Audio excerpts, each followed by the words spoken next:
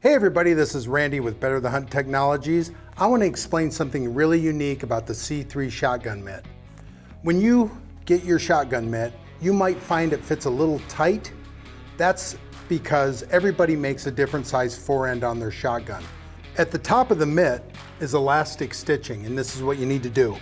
Take a utility knife or an X-Acto knife. You're going to release that stitching, which allows the spandex to expand to fit a larger forend of your shotgun.